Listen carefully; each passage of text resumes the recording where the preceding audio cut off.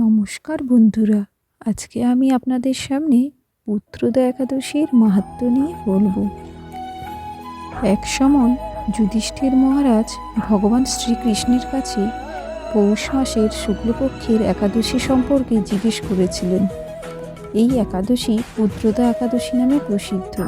সর্ব পাপ ও বিনাশিনী এবং কামদা এই একাদশীর অধিষ্ঠাতা দেবতা হলেন সিদ্ধিদাতা নারায়ণ।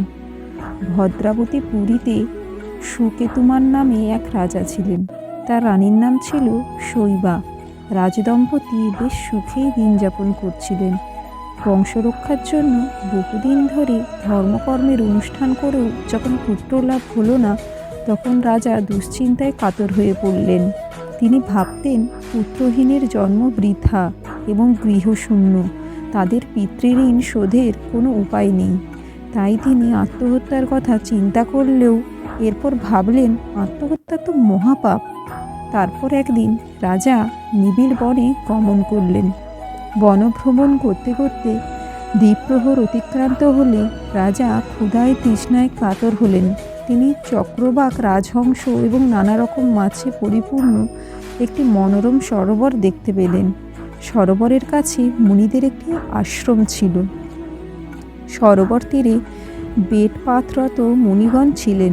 মুনিগণ রাজার প্রতি প্রসন্ন হয়ে তাদের সেই স্থানে আসার কারণ এবং পুত্রদা একাদশীর কথা জানালেন। মুনিদের কথা শোনার পরে যথাবিধানে রাজা কেবল ফলমূলাদি আহার করে সেই ব্রত অনুষ্ঠান করলেন। দ্বাদশী দিনে উপযুক্ত সময়ে শস্যাদি সহকারে পালন করলেন। মুনিদের প্রণাম নিবেদন করে নিজ গৃহে ফিরলেন। ব্রত প্রভাবে রাজার যথাসময়ে একটি তেজস্বী পুত্র লাভ হলো। এই ব্রত সকলেরই পালন করা কর্তব্য। নিষ্ঠা সহকারে যারা এই পুত্রদা একাদশী ব্রত পালন করবে, তারা পুত নামক নরক থেকে পরিত্রাণ লাভ করবে। এই ব্রতকথা শ্রবণ কীর্তনে অগ্নিষ্ঠম যজ্ঞের ফল পাওয়া যায়। ত্রিলোকে এর মতো শ্রেষ্ঠ ব্রত আর নেই। এই ব্রতকারীকে নারায়ণ বিদ্বান এবং যশস্বী করে তোলেন।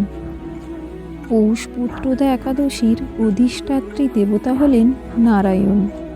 সময়টা পড়ছে এবছর শুক্রবার 10ই জানুয়ারি 2025, বাংলার 26শে পৌষ 1431, আর পারণ শনিবার 11ই জানুয়ারি 2025, বাংলা সময় 27শে পৌষ 1431, সময় 8টা 13 পূর্বাহ্নের মধ্যে। আসুন সবাই মিলে পুত্রদা একাদশী পালন করি আর নারায়ণের কৃপা লাভ করি।